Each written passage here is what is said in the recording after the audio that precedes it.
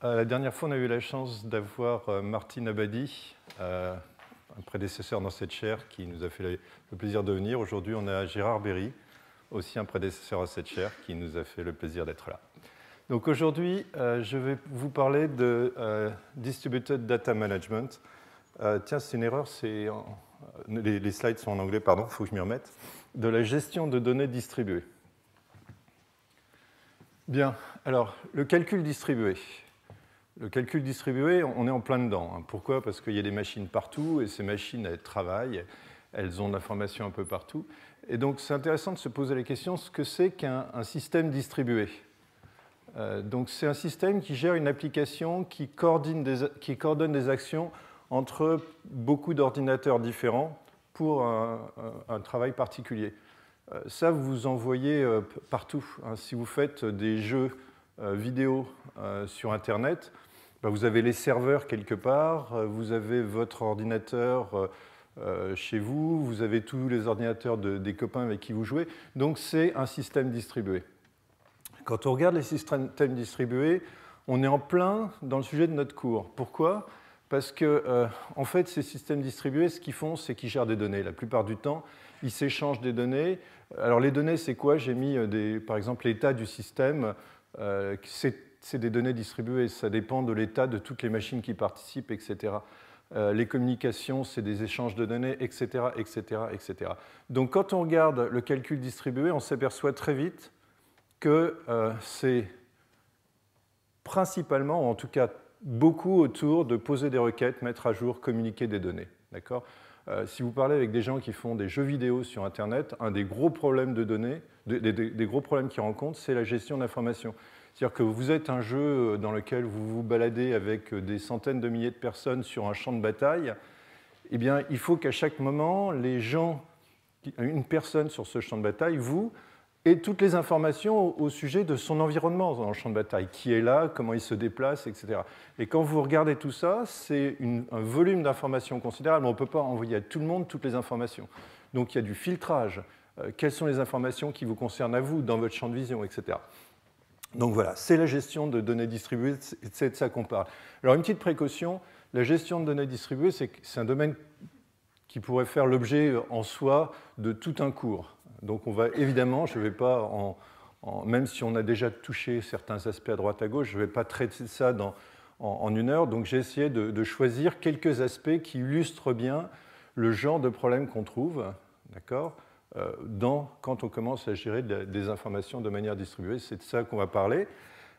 Et puis après, je vous pointerai vers je ne sais pas, par exemple, il y a le livre de Ozu et Valduriez, qui est un gros pavé qui traite de tout ça en beaucoup plus de détails. Bien. Alors, parallélisme et distribution. Première chose que vous voulez faire, vous voulez lire 1 téraoctet de données.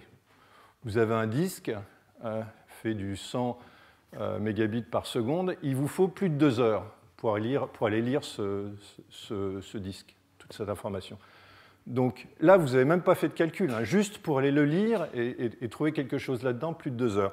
Alors l'idée évidente, c'est le goulot d'étranglement, c'est le disque. Donc pourquoi ne pas mettre 100 disques? Eh bien, si vous mettez 100 disques, vous avez des accès parallèles. On va voir dans ce cours, on ne parlera que de ça, du parallélisme. Vous avez des accès parallèles, et puis maintenant, vous lisez votre téraoctet en moins de 2 minutes. Votre processeur n'est toujours pas le goulot d'étranglement. D'accord? Ça reste encore, malgré vos 100 disques, ça reste encore le disque qui est le goulot d'étranglement. Après, qu'est-ce qu'on fait? Après, on passe à un réseau. Et donc là, ce qu'on a fait, c'est qu'on a utilisé 100 ordinateurs, et puis ces 100 ordinateurs, sur chacun d'entre eux, on a mis un téraoctet de données. Et si on veut lire, ces ordinateurs maintenant deviennent complètement indépendants, et puis on n'a plus rien qui nous empêche de monter en puissance. On peut rajouter des disques, on peut rajouter des ordinateurs, etc. Donc ça, c'est la puissance du parallélisme, on va la découvrir d'autres fois. D'accord? Alors voilà l'organisation de ce cours. Je vais essayer de vous dresser un panorama assez rapide de ce que c'est que l'architecture de ces systèmes qui gèrent des données distribuées. Ensuite, on va parler un peu d'architecture parallèle, parce que surtout sur les serveurs, le parallélisme est fondamental. Et puis après, je vais faire 2 zooms pour rester un peu concret. Un sur des grappes de machines avec une technologie MapReduce qui a été mise à la mode par Google et qui utilise le parallélisme de façon massive, et une technologie qui est plus sur des membres pair à pair, qui est sur le stockage et indexation. Si on a le temps, on arrivera à des limites sur cette distribution. Alors, la gestion de données, l'architecture de cette gestion de données. La première chose qu'on a faite, c'était d'utiliser des ordinateurs, alors des gros ordinateurs, et puis des terminaux. Ça, c'était la vision traditionnelle de l'accès à l'information. Et donc, sur ce gros ordinateur, vous aviez deux choses. Vous aviez le système de gestion de base de données et l'application qui tournait dessus. Tout ça, c'était sur la même machine. Dans un deuxième temps, on a développé une architecture qu'on a trouvée qui était beaucoup plus efficace. C'est une architecture client-serveur. C'est-à-dire qu'on a séparé le serveur de base de données de l'application. L'avantage de tout ça, c'est que du coup, un utilisateur ou une application ne peut plus s'accaparer le serveur. Le serveur peut un petit peu choisir de servir tout le monde. Donc là, vous avez, si vous voulez, deux machines, un client dans lequel il y a l'application et puis l'API, l'Application Programming Interface, et puis le serveur base de données. Donc ça, c'était bien. On a continué à séparer les fonctionnalités sur différentes machines et on arrive maintenant dans un cadre plus web, mais pas que web, on arrive à ce genre d'architecture qu'on appelle 3 tiers. Donc on a toujours le serveur, on a l'application, mais là on a séparé dans l'application des parties visualisation qu'on a mis dans une machine spéciale. Et donc on a maintenant 3 tiers, un browser, qui communique, alors par exemple avec HTTP, avec l'application qui est sur une autre machine, qui communique, elle, avec la base de données. Donc voilà, ça c'est, si vous voulez, la façon aujourd'hui la plus dominante d'accéder à des données. Bien. Alors, ça, c'était, d'une certaine façon, comment on déployait les différentes fonctionnalités. Maintenant, on va faire un espèce de zoom sur le serveur. Alors, le serveur, ça peut être une machine, une grosse machine avec un disque, ou 2 disques, ou 10 disques, ou ça peut être lui-même une machine parallèle. Donc, si vous voulez, ce parallélisme qu'on avait entre les 3 fonctionnalités, on peut le retrouver à l'intérieur du serveur, et on va voir que, évidemment, quand on veut gérer des gros volumes de données, il va falloir introduire des serveurs de plus en plus parallèles. Bien. Alors, un petit détail pour distinguer 2 types de serveurs. Il y a les serveurs de requête et les serveurs que j'appelais serveurs de données à défaut d'un meilleur titre. Alors, un serveur de requête, c'est un serveur relationnel. On a beaucoup parlé de ça dans ce cours. Ça reçoit une requête de haut niveau, du SQL, et ça retourne une réponse. Donc, si vous voulez, le serveur fait quand même pas mal de travail dans, par exemple, le filtrage, des jointures, des opérations de ce type-là. Et puis, à droite, on a un serveur de données qui est plus, on va dire, un petit peu moins sophistiqué, dans le sens que ce n'est pas lui qui va faire le filtrage, il se contente de donner les objets qu'on lui demande ou les pages qu'on lui demande. Alors, du coup, l'applicatif a peut-être un peu plus d'importance au niveau de la gestion de données. C'est l'applicatif qui va faire le filtrage, l'applicatif qui va typiquement avoir un cache pour garder les données dont elle a besoin et éviter de faire trop d'appels au serveur, parce que ces appels au serveur, typiquement maintenant, sont plus coûteux. Alors encore une fois, ça peut être plus sophistiqué. Il y a des serveurs de cache, des serveurs de pages sur lesquels on peut, quand il y a trop d'accès concurrents aux pages, descendre et puis commencer à faire des accès concurrents, cette fois sur les objets. Ça peut être plus compliqué, mais en gros, il y a ces 2 catégories. Bien. Alors maintenant, on rentre dans ces serveurs, on va regarder un petit peu l'architecture parallèle de ces serveurs. Alors, qu'est-ce que vous avez dans ces serveurs? Typiquement, il y a plusieurs processeurs, il y a plusieurs mémoires, il y a plusieurs disques. Et puis, tout ça doit être très connecté avec un réseau très rapide. Encore une fois, entre le serveur et le client, le réseau peut être un réseau à large échelle, peut-être lent, mais à l'intérieur des composants du serveur, ça doit aller très vite. Alors, l'architecture, disons, une architecture possible, c'est ce qu'on appelle l'architecture à mémoire partagée.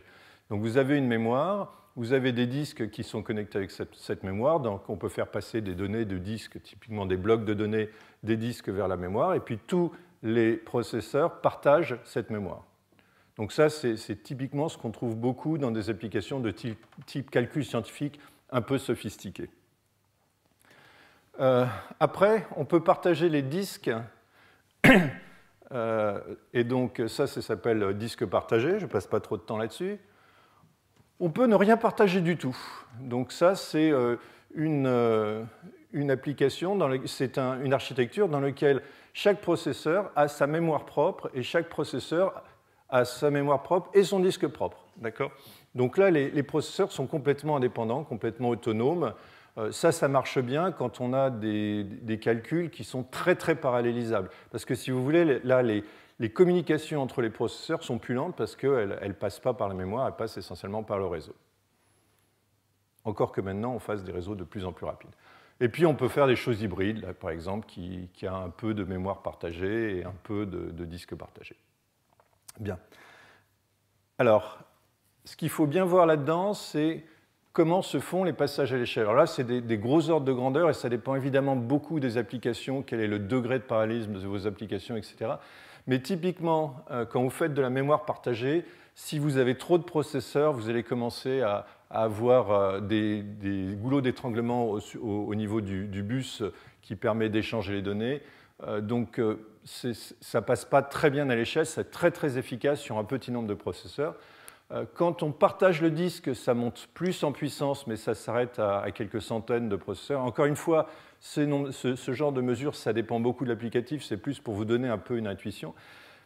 Par contre, le truc qui passe énormément bien à l'échelle, c'est quand on ne partage rien. Pourquoi ? Parce que chaque machine est autonome, donc on peut rajouter des machines, rajouter des machines, rajouter des machines. Évidemment, encore une fois, ça marche bien à condition que les algorithmes que vous utilisiez soient très fortement parallélisables. Si ces algorithmes partagent énormément de données entre les machines, évidemment, vous allez tuer le réseau. Bien, je voulais passer en transparence sur une technologie qui est, à mon avis, extrêmement efficace et qui est souvent oubliée pour préférer d'autres technologies, en fait, beaucoup plus compliquées, qui est la technologie des bases de données en mémoire principale. C'est aussi un peu un défaut de lenteur d'esprit. Hein. Quand on avait dans le temps un gros paquet de données, on disait ça ne rentre pas dans notre mémoire, ce n'est pas possible, on ne peut pas faire. Ce qu'il faut voir maintenant, c'est que les machines, les mémoires, les processeurs ont énormément gagné en puissance. Et donc, il y a des grosses collections de données que vous pouvez tout à fait bien mettre en mémoire. Alors là, j'ai mis, par exemple, j'ai donné juste un exemple dans lequel on a ce qu'on appelle des serveurs de l'âme. Donc, vous pouvez avoir 8, 16 serveurs de l'âme. Chacune de ces lames a sa propre mémoire. Chacune de ces lames a peut-être, disons, 4 processeurs avec son propre cache, et chacun de ces CPU, et chacun a en fait plusieurs processeurs dedans avec leur propre cache. Quand vous arrivez à tout ça, vous avez une centaine de corps. Donc là, vous avez une centaine de corps, vous pouvez avoir jusqu'à des dizaines de téraoctets de mémoire. Donc si ce que vous faites, c'est essentiellement des requêtes, même de l'analyse un peu compliquée, vous pouvez monter en puissance de façon considérable. Et donc, une architecture de ce genre-là, surtout en vous appuyant aussi sur des mémoires flash, par exemple, qui sont des mémoires de taille considérable et qui ont de la bonne vitesse. Il y a énormément d'applications sur lesquelles aujourd'hui on voit des gens se lancer dans des systèmes comme Hadoop, dont on parlera tout à l'heure, qui marcheraient beaucoup mieux avec beaucoup moins d'efforts en utilisant ce genre de technologie. D'accord. Bien. Alors là, je voulais montrer quelque chose qu'on retrouve typiquement beaucoup quand on essaie de partager des tableaux à 2 dimensions. C'est que, bien entendu, des tableaux à 2 dimensions, on peut les partager de façon horizontale ou de façon verticale. D'accord ? Ça paraît assez simple. Après, ça devient presque une guerre de religion, parce que est-ce que vous avez un serveur qui partage ses relations de façon horizontale, ou est-ce qu'il les partage de façon verticale? Donc là, on est en train de parler de serveurs de données avec un fort degré de parallélisme, mais vous pouvez aussi vous trouver à faire ça quand vous faites de la distribution. Vous avez des données dans votre entreprise que vous voulez partager. Est-ce que vous les partagez horizontalement? Est-ce que vous les partagez verticalement? Est-ce que vous allez mettre des serveurs responsables de certains des attributs ou est-ce que vous allez plutôt mettre des serveurs responsables, je ne sais pas moi, des clients d'Europe à Paris, des clients d'Asie à Bombay, des clients d'Amérique à New York? Vous avez les deux types d'organisation. Alors, un peu de comparaison entre les deux. Évidemment, si ce que vous voulez lire, c'est des lignes, ça va plus vite à gauche, et vice-versa, si vous voulez lire des colonnes, ça va plus vite à droite. Quand vous voulez lire des colonnes, c'est très souvent pour faire de l'agrégation sur ces colonnes. Et dans ces cas-là, dans les stores par colonne, cette agrégation est plus efficace. Il y a aussi le côté compression, très bonne compression à droite. Pourquoi? Parce que dans une colonne, toutes les données sont de la même nature, donc la compression marche très bien. Dans une ligne, les données, vous allez avoir des noms de clients, des salaires, des dates, etc. La compression est moins bonne. Alors, on s'aperçoit, et c'est encore une caractérisation très gros grain, que l'organisation par ligne est mieux appliquée, s'adapte mieux à des cas transactionnels, genre OLTP. Alors que l'organisation par colonne est plutôt plus appropriée quand on fait du décisionnel, c'est-à-dire de l'OLAP. Encore une fois, ça peut dépendre de l'application. Bien, alors ça c'était pour, si vous voulez, une introduction un peu générale. Et maintenant, on va zoomer de façon violemment arbitraire. Il y a plein d'autres algorithmes très intéressants, organisations très intéressantes, systèmes très intéressants. J'ai choisi d'en illustrer deux qui sont très populaires et qui sont très utilisés parce qu'ils démontrent bien certains aspects. Donc le premier, c'est sur les graphes de machines. Le deuxième, ce sera sur le pair à pair. Mais encore une fois, il faut bien voir qu'il y a toute une gamme de technologies et là, vous ne verrez que la surface.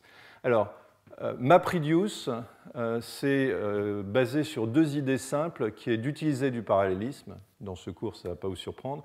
Et puis, j'essaierai de montrer cette idée qu'on retrouve beaucoup, qui est qu'il vaut mieux qu'on pousse les données vers les machines plutôt que de pousser le processing vers les données. Ça, c'est un petit peu original, parce que typiquement, on a toujours considéré que les données, c'était gros, et qu'il valait mieux envoyer un petit programme, c'est comme ça que marchent les systèmes relationnels, on préfère envoyer un petit programme sur un serveur de données plutôt que de prendre ces données et de les envoyer un peu quelque part où il y a le programme. Là, on va voir un peu le contraire, et l'idée, c'est que les données qu'on va considérer sont tellement massives qu'on ne pourrait pas les laisser sur place ou qu'il faut de toute façon les distribuer. Et donc, comme elles sont distribuées, on va voir ce qu'on fait avec. Bien. Alors, MapReduce, c'est une technologie qui a été développée par Google. Essentiellement, ce que Google avait, c'était la gestion d'un gros index. Le cœur de Google, au début des années 2000, c'était une gestion d'un volume considérable de données qui était l'index de Google. Donc, la création, des calculs dessus comme le PageRank ou plein d'autres calculs d'analyse des données de cet index. Ils se sont aperçus chez Google que très souvent, les choses qu'ils faisaient, c'était la même chose. C'est-à-dire qu'ils répétaient un certain nombre de fonctionnalités sans arrêt, et ils ont essayé d'isoler quelles étaient les fonctionnalités qu'ils répétaient en particulier et qu'est-ce qu'ils combinaient. Et ils se sont aperçus qu'il y avait trois fonctionnalités qui étaient Map, Reduce, et entre les deux, qui n'est pas rentré dans le nom, je ne sais pas pourquoi, qui s'appelle Shuffle. Et donc, ils ont fait une Application Programming Interface, un API, pour pouvoir faire du MapReduce et pas réimplémenter à chaque fois la même chose. Donc, en 2006, il y a eu une implémentation open source qui s'appelle Hadoop et qui est extrêmement populaire. Alors, le principe, c'est de distribuer les données sur un très grand nombre de machines qui ne partagent rien. Donc, on est dans du shared nothing. Et puis, de faire des exécutions parallèles. Alors, voilà Map, Shuffle, Reduce. Donc, Map, c'est essentiellement ce qui transforme les données. Shuffle, c'est ce qui va mélanger les données, les distribuer un peu partout. Et Reduce, c'est ce qui va réduire les résultats. Donc on va voir ça sur un exemple. Mais avant, un petit peu d'architecture. Alors voilà, vous avez des données qui sont sur plein de machines à gauche. chaque machine va appliquer... Alors, comment ces données sont arrivées là? Peut-être qu'on les a envoyées à ces différentes machines. Ensuite, ces données vont appliquer une opération de map, une transformation, sur ces données, qui va non seulement transformer les données, mais les partager en petits bouts qui vont être envoyés à plein de machines différentes. C'est les machines de droite. D'accord ? Ces machines de droite vont regrouper les données. Alors, ce tri, cette copie et ce regroupement, c'est essentiellement le shuffle. Donc, c'est fondamental. C'est ça qui va réorganiser les données, les amener au bon endroit. Et puis, à la fin, les machines à la sortie vont faire une dernière opération, qui est une réduction, pour produire le résultat. Alors, ce qui est au centre, le shuffle, c'est très important. Ce n'est pas dans le nom MapReduce, parce qu'en fait, ce que les utilisateurs ou le développeur d'application doit faire, il doit écrire une fonction pour le map, il doit écrire une fonction pour le reduce, et c'est tout. Le shuffle est toujours le même. D'accord ? Donc, ce que doit faire le programmeur d'application, c'est écrire une fonction map et écrire une fonction reduce. Exemple, je voudrais compter le nombre d'occurrences de chaque mot, en enlevant les stop words, dans une grosse collection de documents. Donc ça, c'est un truc typique que vous avez à faire si vous voulez calculer, par exemple, le TF-ADF dont on avait parlé à une leçon précédente. D'accord ? Bien, je voudrais calculer le nombre d'occurrences de chaque mot. Si j'avais ma petite collection sur ma machine, je ferais ça. C'est un programme de Java d'une dizaine de lignes. Il n'y a rien à faire. Sauf que j'ai 10 milliards de documents qui sont distribués sur 3000 machines. Comment je fais? Alors, ce que je vais faire, je vais commencer par faire un map. Donc, le map, vous voyez vos 3000 machines qui contiennent chacune un bout de la collection de documents. Chaque machine va prendre ces documents et va essentiellement compter, à chaque fois, va essentiellement envoyer à chaque fois la transformation qui dit moi, ce qui m'intéresse, c'est Jaguar. Et je dis j'ai trouvé Jaguar une fois dans ce document. Dans le premier document, j'ai trouvé Atari une fois, etc. Ce que vous voyez là aussi, c'est qu'elle va distribuer ça en plusieurs paquets, c'est-à-dire ceux qui sont à destination de la première machine de droite, la deuxième machine de droite, la troisième machine de droite, etc. Il pourrait y avoir aussi 1 millier de machines à droite. D'accord ? Vous voyez l'exemple du bas où dans le même document, on a trouvé 2 fois le mot Jaguar. Donc, il y aura 2 fois le mot Jaguar. Donc ça, c'est le map. Le calcul est extrêmement simple. La fonction, c'est quelques lignes à écrire en Java. Vous écrivez cette fonction. Vous avez besoin de dire 2 choses. Qu'est-ce que vous faites du document que vous avez en entrée? Et deuxièmement, comment vous séparez, comment vous sortez, comment vous triez, comment vous séparez les différents paquets entre, par exemple, les Jaguars qui va aller dans le deuxième paquet et peut-être le mot, je ne sais pas, OS qui va aller dans l'autre paquet. Shuffle. Alors Shuffle, ça, il n'y a rien à écrire pour la personne qui écrit l'application. Shuffle est fait automatiquement. Essentiellement, il va regrouper dans chacune des machines de sortie tous les occurrences de Jaguar entre elles, toutes les occurrences de Mammal entre elles, toutes les occurrences de famille entre elles, etc.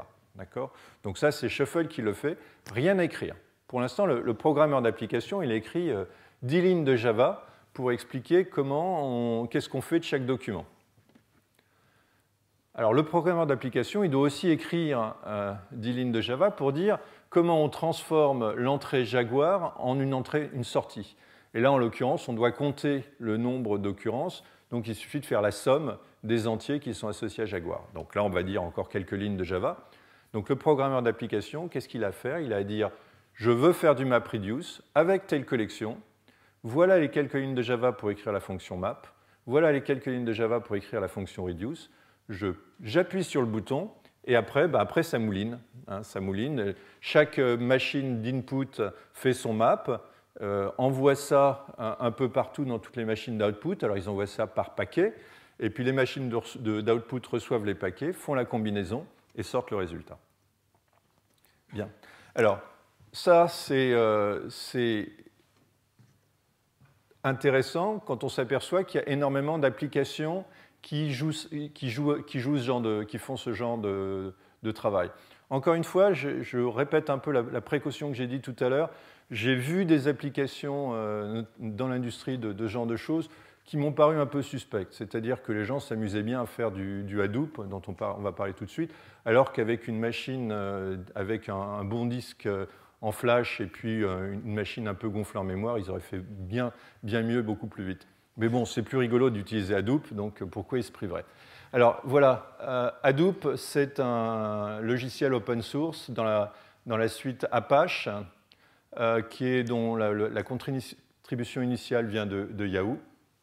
Et on trouve tout un paquet de choses dans Hadoop, notamment un gestionnaire de fichiers qui correspond grosso modo au gros gestionnaire de fichiers de Google, du serveur Google. On trouve du MapReduce, on trouve un entrepôt de données. Hein. Donc ces applications, comme je l'ai dit, c'est beaucoup autour de l'analyse de données. Donc la compétition, c'est des entrepôts de données. Dans le style des entrepôts de données, je ne sais pas moi, de SAP ou d'IBM. Un stockage de données clés-valeurs, des services de coordination, PIG dont on va parler dans le transparent suivant, et puis des API pour Java, etc. Donc tout ça, c'est extrêmement actif. Dans la communauté recherche, il y a plein de gens qui travaillent là-dessus parce que c'est un super outil. Mais dans l'industrie, l'industrie s'est aussi accaparée de Hadoop et développe à fond là-dessus, dans un logiciel qui parfois est un peu instable. Hein. Bien, alors Pig-Latine, c'est un langage pour Pig. Le Pig-Latine, en français, c'est le jeu de gueux, pour ceux qui connaissent cette façon de parler des enfants. Voilà l'exemple en Pig-Latine, c'est pour un auteur donné, compter combien d'éditeurs cet auteur a. C'est-à-dire cet auteur, il a écrit plusieurs livres, probablement un ou plusieurs livres, compter le nombre d'éditeurs. Bien, alors ça, vous ne pourriez pas l'écrire en MapReduce. C'est un peu trop compliqué pour l'écrire en MapReduce. Donc, ce que fait Pig, c'est qu'il vous propose un modèle de relation non sous première forme normale, non-first normal form, NF, dont on a déjà parlé dans un des cours précédents. Et puis, un langage qui s'appelle Pig-Latine qui permet d'écrire des trucs un peu compliqués comme ça, mais ça se lit presque. D'accord ? Là-dedans, vous voyez en bleu les deux collections, les deux grosses collections de données. Alors là, c'est des gros fichiers si vous voulez. Et puis, il y a des jointures, il y a des group by. On est dans quelque chose qui ressemble un peu à du SQL, un peu glorifié. Ce qui est intéressant avec Pig-Latine, et à mon avis, c'est le sommet de l'iceberg, c'est-à-dire que ça, c'est une direction très prometteuse, Pig-Latine est encore un petit peu primitif, c'est qu'on peut compiler ça en utilisant deux MapReduce. Donc, on commence à voir dans ça, et ce qui est très intéressant, MapReduce, non pas comme un langage de haut niveau que va utiliser un être humain, mais plutôt comme un algorithme de bas niveau qui va être utilisé par l'optimiseur de votre machine. Donc, à terme, on n'en est pas là, on va comme dans les modèles relationnels, utiliser des langages de haut niveau, et ça va être compilé dans des algorithmes qu'un utilisateur humain n'a pas forcément à connaître. Pour l'instant, la réalité, c'est que si vous voulez utiliser ce genre de système, il faut vous mettre les mains dans le cambouis et il faut écrire des fonctions en map, des fonctions reduce et des choses comme ça. Bien. Alors, un petit peu l'état des lieux. Les modèles de données, même en comptant Pig-Latine, sont quand même encore très simplistes par rapport à ce qu'on savait faire avec le modèle relationnel. C'est des opérations batch. Ça semble un peu inhérent à la quantité de données qu'on manipule. C'est limité à des opérations qui sont extrêmement parallélisables. N'essayez pas de faire des calculs scientifiques super sophistiqués avec Hadoop, ce n'est pas fait pour ça.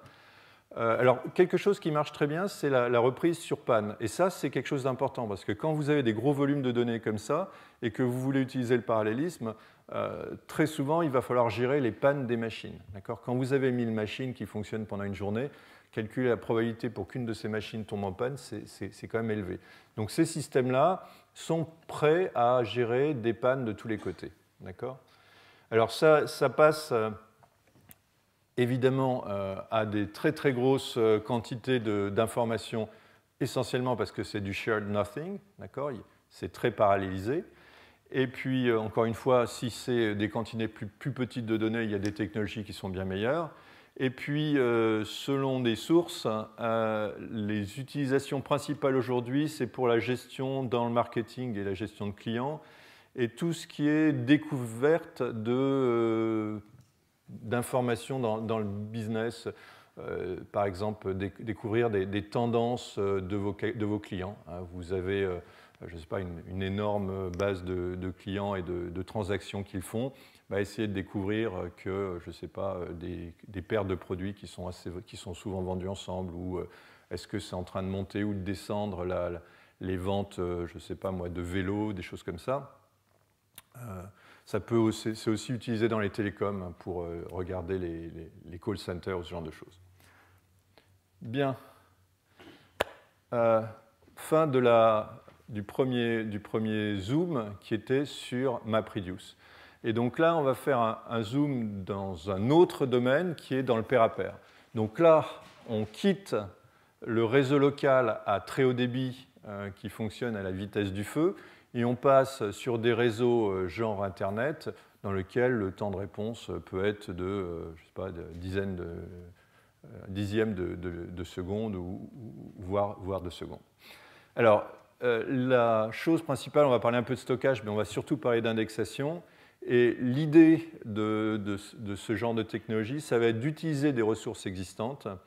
On va retrouver l'utilisation du parallélisme et on va trouver l'utilisation de la réplication, parce que là, on est dans des domaines qui sont beaucoup moins stables et verrouillés et contrôlés que dans le cas de Hadoop. Dans Hadoop, vous avez les données sur une machine. Peut-être que vous avez un backup sur un disque quelque part, mais vous allez supposer que cette machine fonctionne. Et donc, vous n'avez pas besoin de faire plus que ça. Dans le cas où vous êtes en pair-à-pair, votre machine, c'est un client dans un pair-à-pair, c'est-à-dire c'est quelqu'un qui, dans une seconde, peut décider de partir parce qu'il a autre chose à faire. D'accord ? Donc, vous ne pouvez pas vous contenter de dire « Ah, il y a une sauvegarde sur disque » parce que le disque, peut-être, c'est une machine sur laquelle la personne a aussi décidé d'aller faire un tour. Donc, il va falloir utiliser la réplication de façon assez massive pour arriver à faire quelque chose qui tienne un peu la route. Bien. Alors, l'idée du pair-à-pair, c'est de faire que chaque machine soit à la fois un client et un serveur. Et l'idée, même ça va plus loin que ça, c'est de dire on est, je ne sais pas moi, à l'INRIA. À l'INRIA, il y a des milliers de machines. Et il y a des milliers de machines dont certaines sont des postes de travail de chercheurs ou d'administratifs. Le poste de travail de chercheur ou d'administratif, si ce chercheur ou cet administratif est en vacances ou en réunion, il ne sert à rien. C'est-à-dire que vous avez une mémoire qui est inutilisée, vous avez un processeur qui est inutilisé, vous avez des disques qui ne servent à rien parce qu'il y a de la place dedans. Donc vous avez énormément de ressources qui sont connectées au réseau en permanence et qui, la plupart du temps, disons sur 24 heures, 12 heures, ne servent vraiment à rien. Donc comment faire pour utiliser ces cycles libres et ces mémoires disponibles et puis éventuellement la place qui reste sur le disque. Alors, il y a des systèmes qui font déjà ça, comme pour les communications Skype. Un des premiers, c'était SETI at Home, qui vous demandait qui essayait de retrouver des formes d'extraterrestres sur des photos ou des informations qui venaient de l'espace. Moi, j'aime beaucoup Foldit, donc je vais vous parler de Foldit parce que je trouve que c'est particulièrement intéressant. Là, ça met en jeu des êtres humains, mais c'est un peu la même idée de faire participer des êtres humains pour essayer de séquencer un génome. Et donc, on demande aux gens qui ont du temps, alors là, c'est des êtres humains qui ont l'esprit libre, qui ont envie de s'amuser, qui ont envie de passer du temps, on leur donne une tâche, et puis tout le monde participe. C'est la foule qui essaye de résoudre le problème. Donc, ça peut être des humains, ça peut être des machines, ça peut être du stockage. Là, on s'approche un peu de notre sujet avec Emule. Donc, ça a été beaucoup fait dans tout ce qui est stockage de musique, notamment pour embêter les majors. Alors, je voudrais montrer ici sur un serveur de film en quoi ça fait gagner quelque chose, ce genre d'approche. Donc voilà, à gauche, vous avez une organisation classique, je ne sais pas moi, la gestion des films des vidéos par Canal+, ou quelque chose comme ça. Donc le film est sur un serveur. Bien. Un utilisateur veut voir le film, il commence à charger le film. Au bout d'un moment, il y a plein d'utilisateurs qui veulent ce film, eh bien le serveur commence à être saturé. Donc qu'est-ce qu'on fait? On rajoute un deuxième serveur, d'accord? Et puis on rajoute un troisième serveur, etc. Ça coûte énormément d'argent à toutes ces sociétés qui font de la distribution de vidéos. Parce qu'en gros, l'un d'entre eux me disait qu'il rajoutait genre 20% de serveurs par an, juste pour suivre le marché. Notamment pour suivre des gens qui visualisent des films, c'est vraiment le gros trafic. Alors regardons ce qui se passe en pair à pair. Dans ce qui se passe en pair à pair, là j'ai plus de serveurs, il n'y a plus besoin de serveurs. Et quand quelqu'un demande le film, ça va peut-être un peu vite, quand quelqu'un demande le film, non seulement on lui donne le film, mais il le stocke sur place. Et donc là on est arrivé à ce niveau-là, il y a 3 personnes qui ont demandé à voir le film, maintenant le film est à 4 endroits différents. C'est là que ça commence, ça devrait vous titiller. Plus il y a de gens qui demandent le film, plus il y a de serveurs, de clients, donc de serveurs, qui peuvent distribuer ce film. À partir de là, on peut même faire du chargement de film en parallèle, c'est-à-dire qu'on peut essayer de trouver près de chez soi 2 clients qui ont le film, et puis en même temps aller tirer la moitié de l'un, l'autre moitié, on va beaucoup plus vite. Ça passe complètement à l'échelle. Alors là, j'ai mis un cadre total pair à pair où il n'y a que des clients qui regardent les films. On peut commencer à imaginer aussi que des architectures combinées où un système va en même temps donner des films à des clients et puis leur demander de filer un coup de main, éventuellement en stockant le film et en étant utilisé comme serveur pour d'autres clients. Donc voilà, performance, on y gagne. Pourquoi? Parce qu'il y a plus de machines qui servent les données. Disponibilité, on y gagne, parce que maintenant, même si 1, 2, 10, 50 ordinateurs se cassent la gueule, le film il est quelque part ailleurs, et puis on va le trouver, on va le télécharger, et puis on va s'adapter, c'est-à-dire qu'on va le remettre sur plein de serveurs différents. Bien, alors voilà comment on peut gérer une collection. On a une grosse collection, elle devient trop grosse, on peut la mettre sur une grappe, ou on peut prendre une approche pair à pair et distribuer cette collection sur Internet. Donc là, j'ai mis différentes couleurs pour illustrer le fait que toutes ces machines sont hétérogènes. Ce ne sont pas forcément les mêmes machines. Il y a du Linux, il y a du Windows, il y a du Mac. Et puis, toutes ces machines, il y en a qui sont puissantes, il y en a qui sont moins puissantes, il y en a qui sont carrément lentes. Les réseaux qui vont à ces machines sont différents. Donc tout ça, c'est très hétérogène, ça complique les choses. C'est autonome aussi, et on peut beaucoup moins faire confiance à ces machines-là. Encore une fois, on ne sait pas qui est derrière cette machine, on ne sait pas qui elle est. Les communications réseau sont beaucoup plus lentes. Avant, on parlait de réseau local, là, on parle de réseau à grande échelle. Ça va beaucoup plus loin. J'ai parlé de l'hétérogénéité. Et puis surtout, dans beaucoup de ces systèmes de pair à pair, la difficulté, c'est le come and go. C'est-à-dire que typiquement, les pairs arrivent et ils partent. Dans certains systèmes de musique, par exemple, typiquement ce qui se passait, c'est que l'utilisateur lançait son système, allait chercher de la musique, et pendant qu'il allait chercher de la musique, le système l'utilisait comme serveur. Donc il écoutait sa musique pendant une demi-heure, 3/4 d'heure, 1 heure, et puis après il partait. Et à partir du moment où il part, il n'est plus client, mais il n'est plus serveur non plus. Donc si c'est un type très altruiste, il va laisser son serveur tourner, mais la plupart du temps, les gens ne sont pas particulièrement altruistes, ils arrêtent le serveur. Et donc là, vous avez ce qu'on peut appeler un taux de churn-out, c'est-à-dire de désabonnement qui peut être très fort. C'est-à-dire que les gens viennent, participent au système pendant un certain temps, et puis partent. Donc les avantages, si c'était que tous ces désavantages-là, on pourrait s'arrêter tout de suite, mais les avantages qui vont compenser tout ça, c'est qu'on a un nombre beaucoup plus grand de machines potentiellement. Vous pouvez remplacer une ferme de 3000 machines par 500 000 clients serveurs, 500 000 pairs. Et puis, il y a aussi un truc qui est peu utilisé pour l'instant, mais qui est potentiellement très fort, c'est que les liaisons entre deux ordinateurs dépendent de où elles sont physiquement.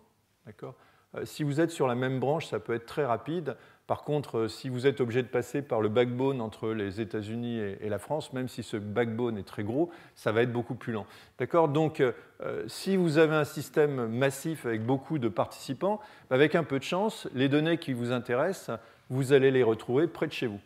Donc, la réplication, vous allez l'utiliser à fond parce que c'est ça qui va vous permettre de gérer notamment le fait que tout ça est très instable, mais vous allez aussi l'utiliser dans le fait que c'est plus pratique d'aller chercher des données près de chez vous. Alors juste pour prendre un exemple, si vous faisiez un système dans lequel vous mettiez une seule copie, même avec des machines extrêmement sûres, vous mettiez une copie par machine et vous avez 500 000 clients en France et en Europe et 500 000 clients aux États-Unis, et que les 500 000 clients utilisent beaucoup de données, vous allez casser le tuyau qui est entre la France et les États-Unis.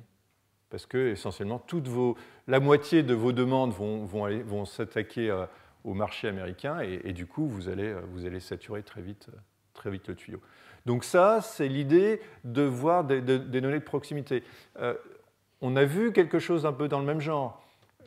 Quand on a fait les moteurs de recherche, un moteur de recherche, vous ne mettez pas un grand centre, je ne sais pas moi, en Islande parce que l'électricité coûte pas cher, pour couvrir le reste du monde. Parce que si votre moteur est très utilisé, eh bien vous allez saturer les communications mondiales. Donc vous mettez des groupes de machines un peu dispersés dans tout le monde entier, comme les fermes de Google qu'on trouve un peu partout dans le monde. Donc là, on tombe sur un problème un peu semblable. Alors, la difficulté là-dedans, c'est de faire un index, c'est de ça qu'on va parler. Donc la première idée que les gens ont eue, c'était ce qu'ont fait les gens de Napster, distribution de musique en ligne, c'est d'avoir un index centralisé. Alors ça ne marche pas bien techniquement et en plus ça ne marche pas très bien économiquement parce que les majors qui veulent tuer l'index, il suffit qu'ils savent exactement à qui s'adresser. Quand vous êtes en pair à pair, c'est beaucoup plus compliqué, vous ne savez pas très bien qui attaquer en justice. Donc, la deuxième chose, c'est une autre technique qui a été utilisée, c'est le pair à pair complètement pur. Donc là, il n'y a pas du tout de structure, on dit des fois non structuré. En gros, vous avez des voisins. Alors les voisins, ça ne veut pas dire la proximité physique dans le réseau, mais des machines que vous connaissez. Et donc, quand il y a une requête qui arrive chez vous, vous la transférez à un certain nombre de vos voisins, qui reçoivent votre requête, qui la transfère à un certain nombre de vos voisins. Ça s'appelle par inondation, flooding. Alors évidemment, ça ne marcherait pas, parce que votre requête, elle va finir, si vous ne faites pas attention, elle va aller vers le monde entier. Donc ce qu'on fait, c'est un temps de vie. On associe un temps de vie, donc mettons 3 étapes, et un certain nombre de voisins. Donc vous allez l'envoyer à 5 de vos voisins, mais le 3 étapes est passé à 2, qui vont l'envoyer à 5 de leurs voisins, qui est passé à 1, qui vont l'envoyer à 5 de leurs voisins. Là, c'est un temps de vie de 0, ça s'arrête là. Donc on est garanti d'atteindre un nombre important de paires, donc de trouver probablement l'information qui nous concerne, mais pas forcément. Si on n'a pas de chance ou si il y a juste trop de paires et pas assez de réplication d'informations, on ne va pas le trouver. Donc on peut avoir des faux négatifs. Ce qui nous intéresse, parce que c'est une très jolie technologie et ça va complémenter très bien ce qu'on a fait jusqu'à maintenant avec le hachage, c'est les paires à paires structurées, les indexations en paires à paires structurées qui utilisent un réseau surimposé, un overlay network. Donc ça, c'est quelque chose qui marche bien et qui va nous permettre de faire de la recherche en log n, où n est le nombre de paires dans le réseau. Alors voilà, le hachage, on reprend, donc on va juste complémenter les techniques de hachage qu'on a vues jusqu'à maintenant. Donc le hachage se fait modulo 2n. Donc il faut imaginer que tous les pairs du réseau tous les pairs qui sont rentrés dans votre système sont situés sur cet anneau un peu au hasard, de façon aléatoire. Donc comment ils sont situés? Quand un nouveau pair arrive, il regarde son identifiant, il le fait passer dans une fonction de hachage qui donne une valeur entre 0 et 2n, et ça le positionne sur le réseau. Voilà. Donc ça le positionne sur le réseau. Et deuxième chose, on verra un peu comment ça rentre un peu plus en détail, mais déjà le concept, c'est de dire que ce pair-là, le pair en rouge, maintenant il est chargé de toutes les clés entre H de MI et H de MI plus 1 sur le réseau. C'est-à-dire qu'on veut aussi distribuer les clés à l'intérieur sur ce réseau. Alors comment on fait? Vous prenez une clé K, vous cherchez H de K. H de K, ça va se trouver dans la partie du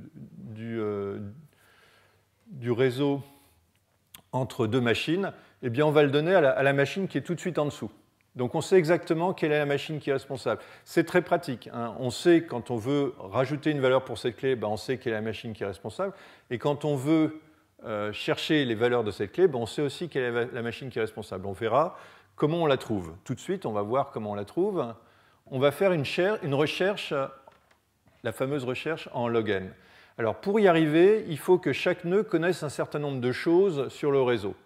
Alors qu'est-ce qu'il connaît sur le réseau? Il connaît essentiellement quelqu'un qui est essentiellement à l'opposé du réseau, et puis à la moitié de la partie gauche, puis à la moitié de la moitié, puis à la moitié, etc. Donc là, vous voyez déjà se dessiner la recherche en log n. D'accord? Donc, si je cherche une clé K, je peux calculer H de K, et je peux interroger n'importe qui. Moi, j'ai pas besoin, pour interroger le réseau, je n'ai pas besoin de connaître beaucoup de gens. Disons que je connaisse 52, le pair 52, et je lui dis où est-ce que je peux trouver la clé K. Donc le pair 52, il ne sait pas où elle est la clé K, H de K qui est égal à 13, mais ce qu'il sait, c'est qu'il sait où est 4 et il sait où est 23. Donc en dessous de 13, entre 4 et 23, il va me dire, va demander à 4. Donc je vais demander à 4, et 4, lui, va à chaque fois me réduire le domaine par 2. Donc là, c'est ce qui explique que ça marche. Dans le pire des cas, à chaque interrogation, mon espace va être coupé en deux. Alors si j'ai de la chance, la prochaine interrogation, je vais tomber sur la bonne clé. Enfin, je vais tomber sur le pair qui est responsable de cette clé. Si je n'ai pas de chance, au pire, j'ai coupé mon domaine en deux. Donc je pars de 2 puissance n. En log de puissance n, je vais avoir mon information. Ce qui est intéressant, c'est le même algorithme qui me permet de trouver quel est le pair responsable de cette clé, donc de pouvoir rajouter de l'information pour cette clé ou pouvoir rechercher de l'information sur cette clé. Alors comment on rejoint ce réseau, cet anneau? Eh bien voilà comment la position de l'anneau à un certain temps. J'ai une nouvelle machine qui veut rejoindre le réseau. Elle calcule H de M, donc elle va se trouver là sur le réseau. Mais comment elle fait pour trouver? Elle va trouver la machine qui est en charge pour l'instant de cette valeur-là. Elle va la contacter. Cette machine va lui rendre toutes les entrées entre H de M et H de MI plus 1. Et à partir de là, M peut rejoindre le réseau. Et si vous voulez, les clés qui étaient entre H de MI et H de MI plus 1 maintenant sont partagées entre la machine rouge, qui a H de MI à H de M, et la machine verte, qui a H de M à H de MI plus 1. Comment on quitte? Je vous l'ai dit, dans ces trucs-là, on rentre et on quitte facilement. D'accord? Comment on quitte? Eh bien, on connaît ses voisins, je ne vous dirai pas comment. On contacte son voisin et on lui envoie toutes ses clés, et puis après, on se barre. D'accord. Donc évidemment, tout ça gomme un certain nombre de difficultés. Quand les pairs arrivent et partent en permanence, savoir qui est son voisin immédiat à gauche, son voisin immédiat à droite, avoir sa table qui permet de se balader dans cet anneau, maintenir toute cette information, c'est un peu compliqué. Alors ce qui est intéressant, c'est que même si l'information n'est pas toujours à jour, on arrive à se retrouver. On fait peut-être, on va faire quelques appels de fonctions en plus, quelques communications en plus, mais on y arrive quand même. Alors, les pairs peuvent partir quand ils le veulent. Ils peuvent partir sans prévenir. S'ils pouvaient prévenir à chaque fois, ce serait bien. Hein. Ils feraient le livre que j'ai montré d'abord. Ils disent « je vais partir, je prends mes entrées, je les envoie au type qui est avant moi, je dis au revoir. Je vérifie bien que le type qui est avant moi il est encore en état de marche, il me répond OK. Une fois qu'il m'a répondu OK, je peux partir. » ça peut prendre un certain temps, si vous avez beaucoup de données. Et ça, c'est un petit peu contre l'esprit du pair à pair, qui est de dire on est libre, on est autonome, on fait ce qu'on veut, si j'ai envie de partir, je pars. Alors, qu'est-ce qui se passe pour que ça marche? On va utiliser la réplication. C'est-à-dire que, par exemple, au lieu d'avoir une copie de données, on va en avoir 3, on va en avoir 4, on va en avoir 5. Essentiellement, ça va dépendre du taux de churn out. Et l'idée, c'est que je vais chercher avec la première fonction de hachage, si j'ai l'information, ou je vais choisir entre 1 et 3 de façon aléatoire, disons que je tombe sur 2, je vais utiliser H2, je vais essayer de trouver les données. Si la machine qui avait les données pour H2 est partie, c'est pas grave, j'utilise H1. Si la machine pour H1 est partie, c'est pas grave, j'utilise H3. Alors évidemment, il faut travailler en permanence, c'est-à-dire que non seulement il faut que je m'aperçoive que la machine est partie, mais il faut que du coup, je prévienne les gens, les responsables, en disant attention, la machine qui était responsable de la clé 2248 avec H2 est partie. Donc il faut que j'envoie un message en disant il faudrait que quelqu'un prenne ses responsabilités et demande à la remplacer. Bien. Alors ça passe très bien à l'échelle. Ça utilise des ressources existantes, donc si vous voulez, vous n'avez pas acheté d'ordinateur ou comme c'est très souvent de l'open source, vous n'avez pas acheté de logiciel pour faire marcher tout ça. Ça vous donne des grandes performances, de la disponibilité à condition de faire beaucoup de réplications, donc c'est quelque chose qui fonctionne bien. Les désavantages, c'est que comme tout ça est très instable, c'est difficile de garantir la qualité de service. C'est difficile de garantir que vous aurez toujours la réponse qu'il vous faut, vous aurez toujours la réponse complète, vous aurez toujours la réponse à jour. Il y a des communications, un coût de communication important pour maintenir ces tables de finger à jour. Il y a beaucoup de communication.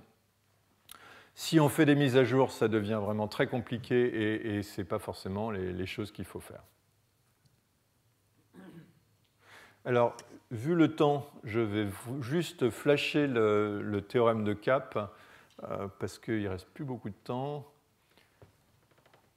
Alors, ce que j'ai déjà dit plusieurs fois dans cette leçon, c'est que quand il y a des mises à jour, ces techniques basées sur du parallélisme intense ou sur de la distribution intense, ça commence à avoir des problèmes. Donc, je vais juste essentiellement vous montrer pour que vous sachiez que ça existe, un théorème qui en fait était démontré là-dessus. Donc, des propriétés qu'on veut sur ces données, c'est la cohérence, qui dit que toutes les copies d'une donnée disent toujours la même chose. La disponibilité, c'est-à-dire que vous pouvez toujours avoir cette donnée quand vous en avez besoin. Et la tolérance aux partitions, c'est que même si une partie du réseau est isolée parce que pour une raison ou pour une autre, il faut que ça continue à fonctionner.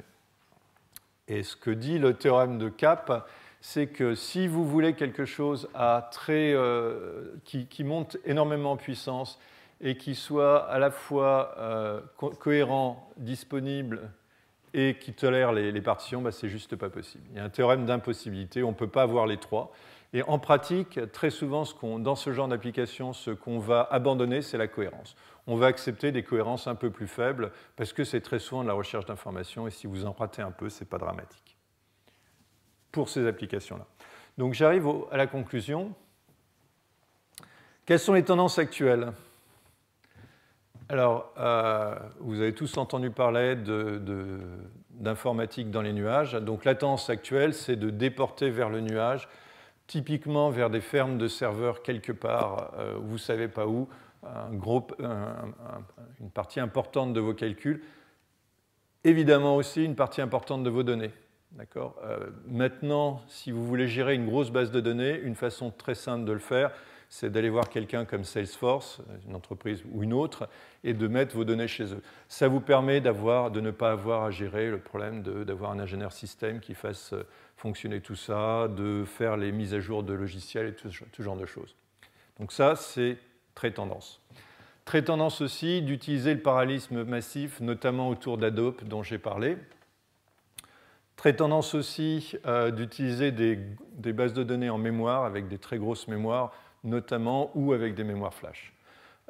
Très tendance aussi, mais c'est moins technologique, mais c'est important aussi comme tendance, c'est de plus en plus pour la gestion de données d'utiliser des logiciels open source.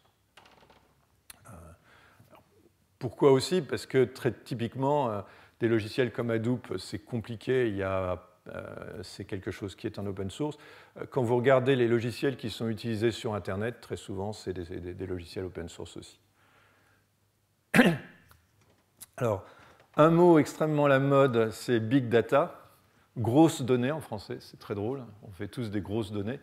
Donc en fait, on a toujours travaillé sur big data depuis le début des données. En gros, on travaille toujours sur les plus grosses données qu'on puisse utiliser. Seulement, pour l'instant, ça a l'air d'être devenu à la mode.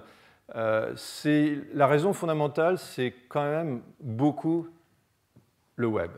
C'est le fait qu'on publie des volumes de données de plus en plus considérables. On publie des connaissances de plus en plus considérables. Vous verrez dans l'exposé que Gerhard Weikum va faire après ce genre de choses. Et à partir du moment où il y a ces données, ce qui est intéressant, ce n'est pas tellement et uniquement d'avoir les données, c'est de pouvoir les analyser, de pouvoir en tirer de la richesse, d'accord ? Parce que vous êtes dans une entreprise, parce que vous êtes un chercheur. Pour plein de raisons différentes, ces données ne commencent à être intéressantes que quand on les traite, quand on se les approprie, quand on les enrichit, en les nettoyant, en enlevant les duplicats, en faisant de la fouille dedans. Donc l'idée, ce n'est pas seulement de publier des milliards de choses, on s'en fout de publier des milliards de choses, c'est qu'est-ce qu'on fait avec. Et donc, pour faire cette analyse sur des gros volumes de données, évidemment, les questions qui se posent, c'est d'utiliser du parallélisme massif pour faire ce genre de calcul. On retombe sur ce genre de choses.